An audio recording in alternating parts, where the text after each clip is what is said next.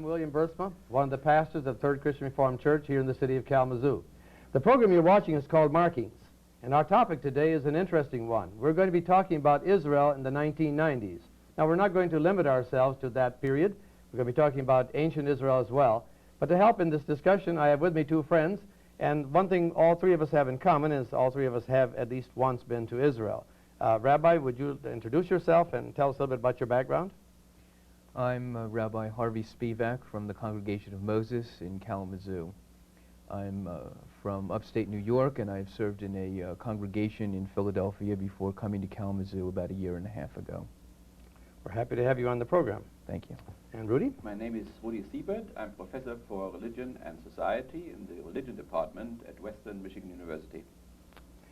Rudy, it's been quite a few years since I've been to Israel. You have been there recently. Tell us. Last month, yeah. Last month only. What's your impression of Israel? Is it a beleaguered nation? Is it moving forward? What are its prospects for the future? Well, it depends, of course, always on the perspective. So I was there 2 years ago and was invited to give a talk on the critical theory of religion at the University of Haifa. So this time I was invited to speak on the critical theory and critical futurology in a larger congress of about 60 nations were present in Haifa. And so it depends, you know, from which angle one looks at it. I spent most of the time at the kibbutzim between Haifa and the Sea of Galilee. And so whatever impressions I got through from this perspective. So I have the feeling, you know, that there is something like a crisis in terms of the Intifada and the, Israeli Defense Forces. And some of the people of the Congress did not come because of political reasons. We came because we did not want to punish somebody who has good ideas and want to change and so on. But of course, it was we came because we were promised that we could speak with both, with the Israeli Defense Forces and also with representatives of the PLO and the Palestinians, and the promise was kept, and we were all together and could therefore see both sides what they had to say. And some of the generals, of the Israeli generals, are afraid, you know, if this doesn't stop on the West Bank, there will be war. I don't know with whom exactly. And on the other side, the PLO people thought that public pressure, you know, Bishop Tutu had just been there, will finally bring about a change of mind in the Likud party and right of the Likud party in the Knesset. Professor Siebert has just been talking about today, in the 1990s. An interesting fact, of course, is that although Israelites have been with us for a long time and made great contributions to Western culture, as a nation, they're not here very long. In fact, 1948 is really the birthday of the nation, the state of Israel. How do you account for that, Rabbi? Jews have been in Israel since the dawn of civilization. They've been there since biblical times. And they have, for a long time, governed their own country. As you know from Bible readings, that they governed their own kingdom for generations. As time passed and empires grew in the area, they lost political control of their own land for some time and then regained it again.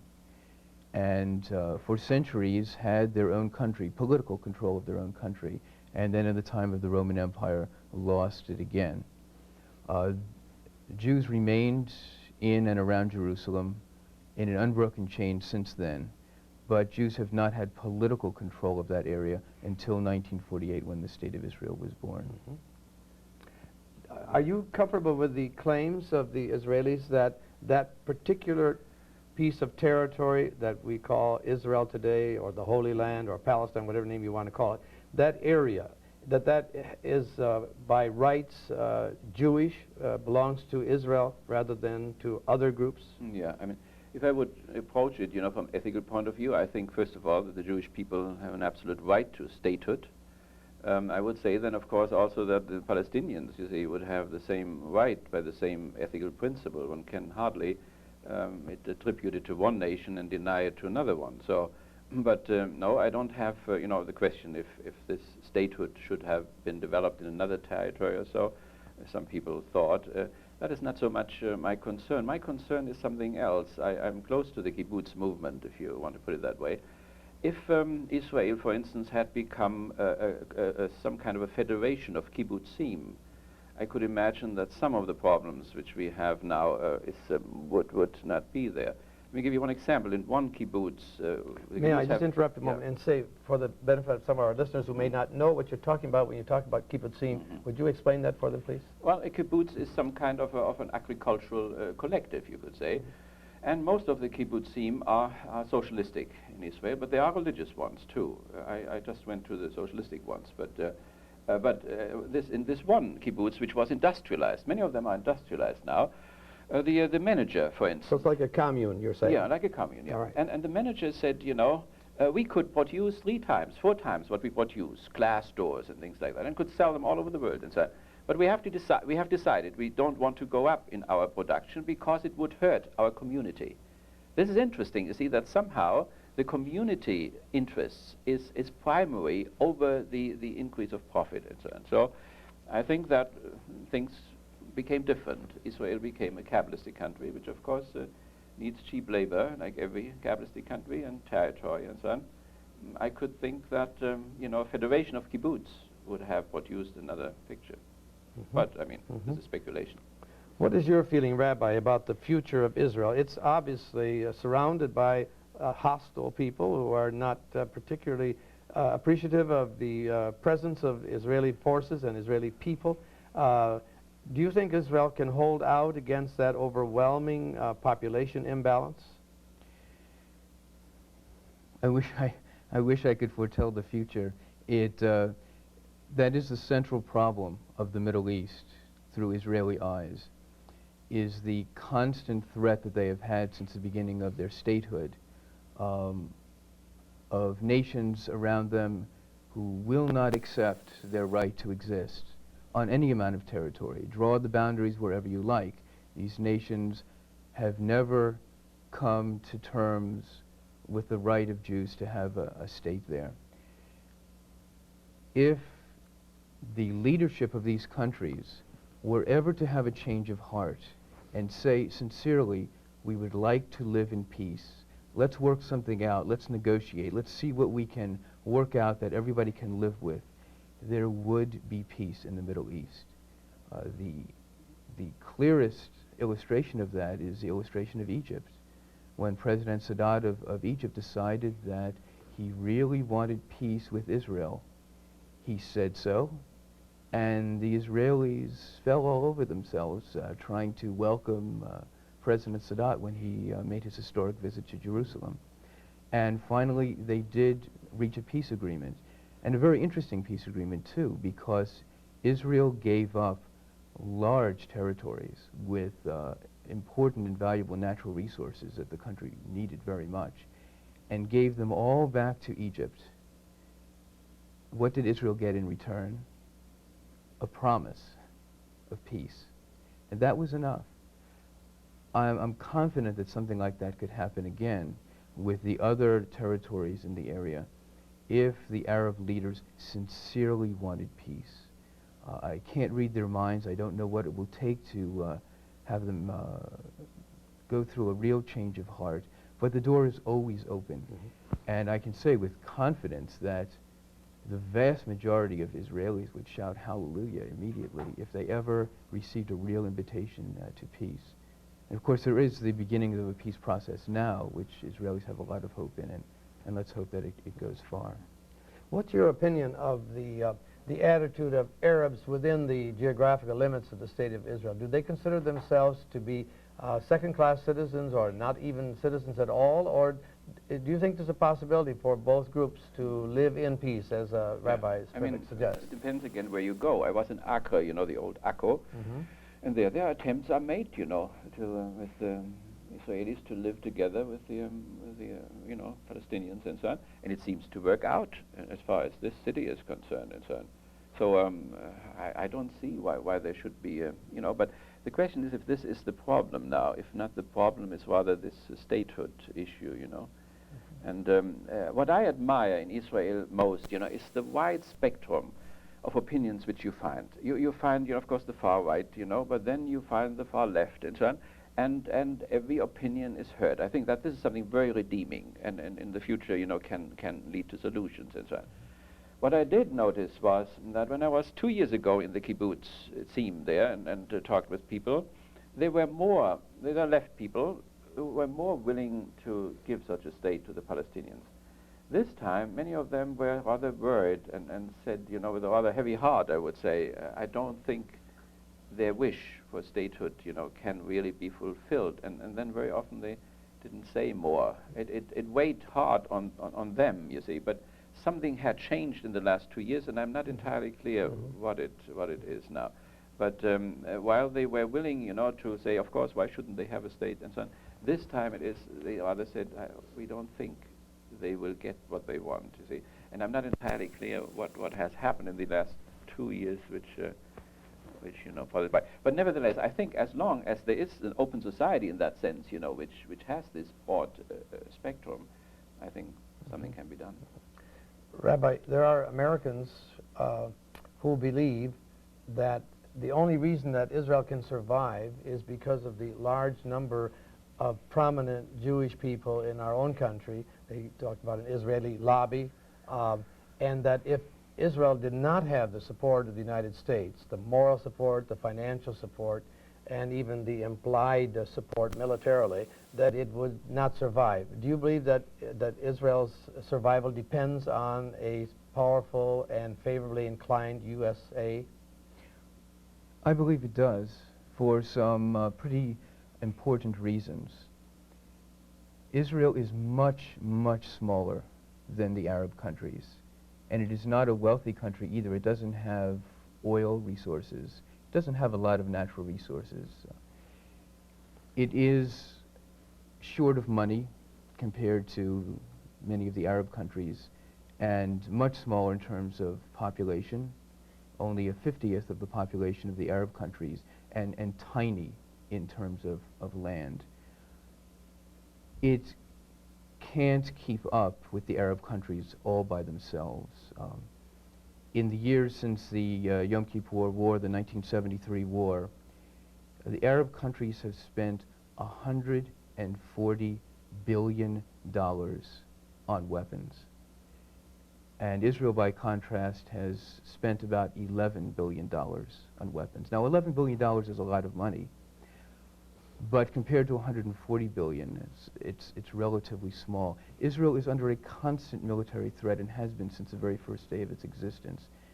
It doesn't have enough money by itself to keep up an arms race with the Arabs. It simply cannot. So it does lean heavily on United States involvement. It does. It does. The Arabs have been successful in getting arms suppliers from around the world to ship them arms, even some of the most modern, sophisticated weapons, including from the United States. At the present time, Saudi Arabia is negotiating to buy $3 billion worth of the most modern tanks from the United States.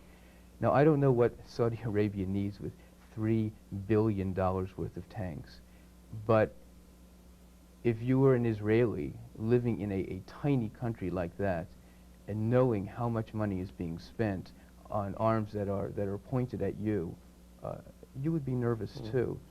And I really think, Professor Siebert, that a lot of what we see, what we hear Israelis express comes out of fear.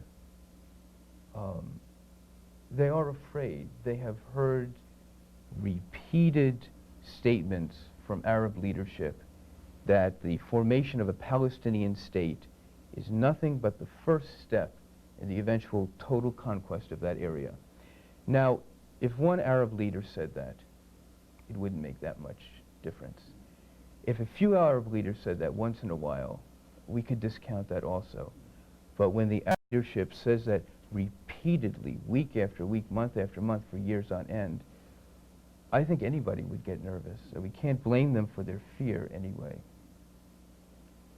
What would you say is the major problem as far as you're concerned? What are the things about Israeli policy that leave you unhappy and distressed? Well, I mean, who leaves me unhappy is Sharon, not only because of his past, but I think his behavior in the Knesset recently again, I don't think that this is really helpful in the long run, you see. So some people on the right side of the Likud party or further to the right do make me unhappy in certain sense, because I do not see any solution. You see, I see a hardening, of the fronts in a certain sense. So therefore, I'm looking for other solutions, but it's always easier to criticize, than to find a solution. Now, my idea is always, a federation, of states, but like Switzerland. But then, of course, they always tell me, this is not Switzerland, this is the Near East.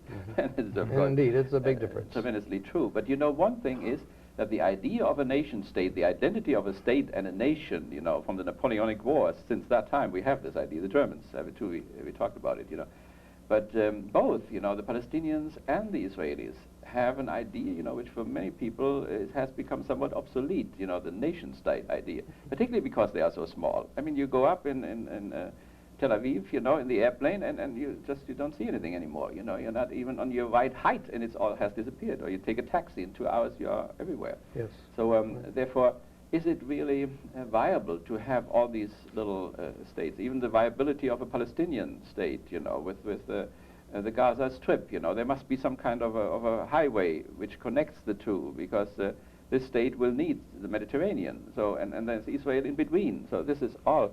So therefore, I'm always hanging on to this idea of federation, but I don't get anywhere with it, because both sides, you see, want to have this 19th century type of a nation state, which I think has become strategically and economically and politically obsolete. But I mean, as long as people are convinced, there are two nationalisms in a certain sense, pressing against each other, and so if it is unacceptable, one has to find other ways, and another way would be a demilitarized West Bank, you see. That means a state, but a demilitarized state. Now, how do you keep such a state demilitarized, There are things, in terms of economics, too, you see. I mean, because there is 1.5 million cheap labor people sitting there, which, of course, industries like to have, If they become a state, and a socialistic state, it will be, then, of course, you have the control of labor, and that brings the labor prices up, and so on, which is not the case now.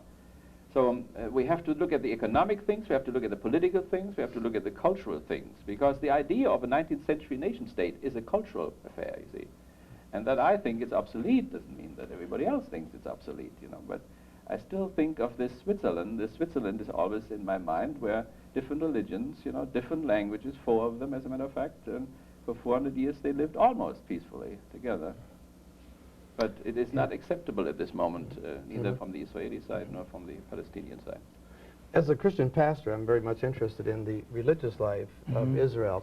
Am I correct in assuming that, in a sense, it is a theocracy? That is to say that the official position of the Israeli state is of Orthodox Judaism? Is that the correct interpretation? Israel was founded to be a homeland for Jews, and that colors its characteristic and always will. That doesn't mean that other people don't find a comfortable home there. Just about any religion that you can name has some people living in Israel. And Israel, as a democracy believing in freedom of speech and freedom of religion, gives the right of people to live as they choose. So that there are all sorts of religions, even aside from Muslims who live as citizens in Israel, and Christians from various churches, including some that are very rare in America. There are also other religions, for example, the Baha'i.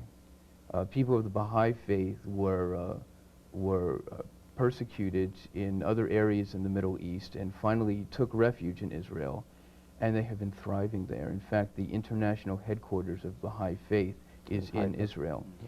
And other groups such as Druze, there's even a small Sikh settlement in northern Israel.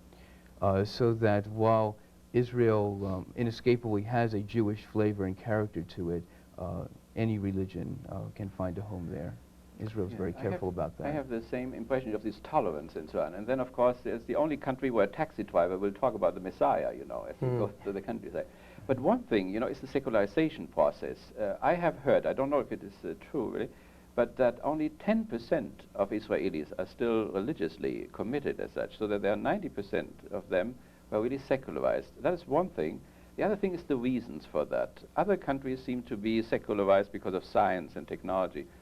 But in Israel, it may have something to do, with the horrible experiences in Europe and in Germany, where millions of people, shouted and screamed, Adonai, Adonai, you see, and nothing came forth except the cruelty of the SS men and so on. That is one thing.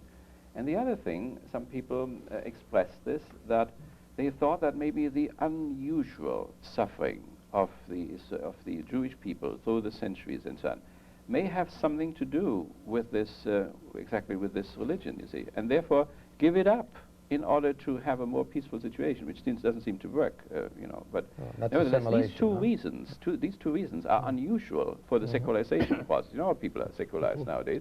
But so I would like to somehow to have this affirmed, and I tried in Israel and so on. First of all, the number. There are only 10% are religiously still committed. And then these two reasons for Would you agree with that, Rabbi? Would you agree with this? That may have happened? That the Holocaust... First of all, with the statistics and with the reasons. That the spin-off from the Holocaust is so disillusioned the Jewish people that they no longer can believe? Is that a possibility? It is a possibility, but faith doesn't only depend on external circumstances.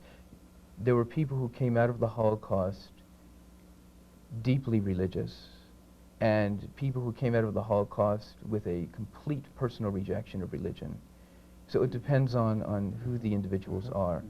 Now in Israel, many people who call themselves secular are not really entirely secular in the sense that Americans would use that word. There are many Israelis who keep the religious holidays and still call themselves secular. By secular, often what they mean is not orthodox. And nevertheless, the religion still plays a part in their lives, but they see these holidays being kept by their neighbors to so much that they don't think of it as distinctive because they're surrounded by it. In the kibbutzim, I found out something strange, namely, suddenly the feast days are coming back again, partially from the Hebrew background, but partially also Greek elements or Egyptian elements with new music by kibbutzim composers and so on. So there seems to be a change. Also, that one brings a rabbi in, for instance, when there is a wedding or so, which they didn't do, in the past years. But now it seems to come up, and also a new emphasis on marriage and family in the kibbutzim, so that the children live with the families. So the family and the religion and all this, there seem to be changes going on even in those very secular people.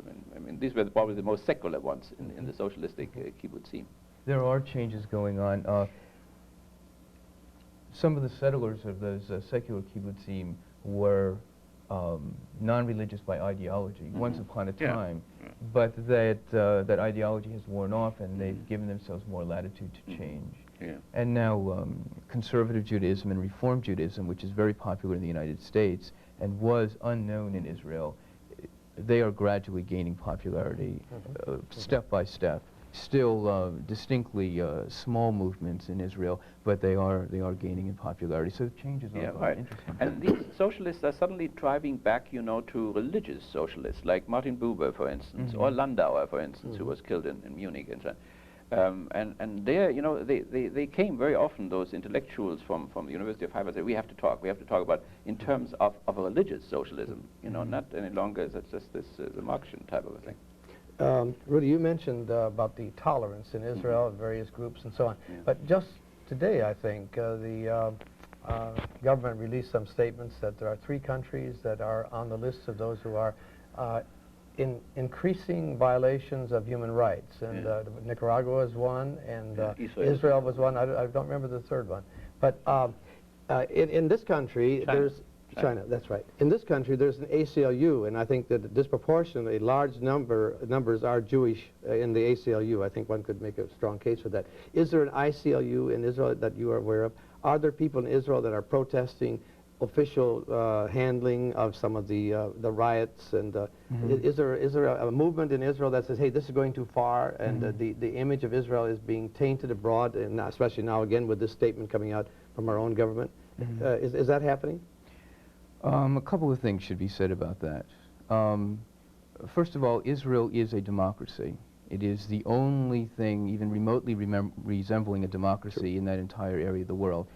And with the freedom of speech, you can have Israelis give you almost any opinion about almost any subject. You can find it there. That's part of the vibrancy of Israeli democracy. And Israelis are concerned about human rights. It is impossible to talk about this subject without looking at the big picture.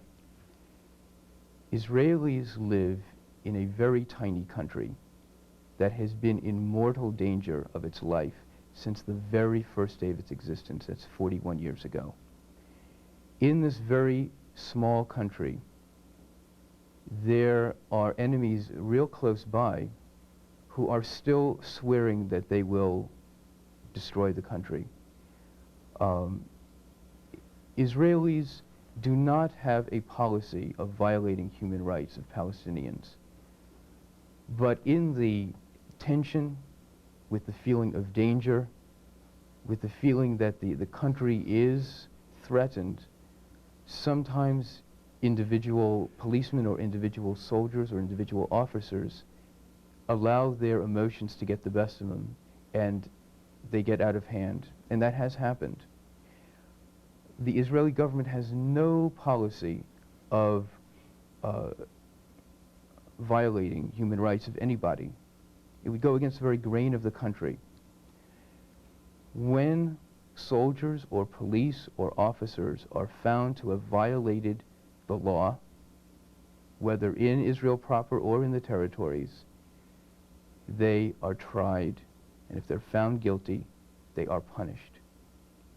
Now, that is not to say that all Israelis are perfect or that all Israeli soldiers behave with complete restraint under every possible situation. Army in Vietnam certainly didn't either, that's true. But I mean, it is a real moral crisis, you know, and you have conscience objectors in the army who do not want to go down there and serve like we had them here and so on. So I think it is a moral crisis which goes to the very heart of the Israeli nation as such, you know. Even if you take them all in, 1.5 million Palestinians, you know, will Israel not become a different country, you know, because it's a huge amount of people, right? That's right. So also now, 850,000 Russian Jews are expected, you know, to come to Israel. Since they don't find, they are very skilled people, and they don't find the adequate jobs, you know, in the normal part of Israel, they go to the occupied area, and there's new pressure.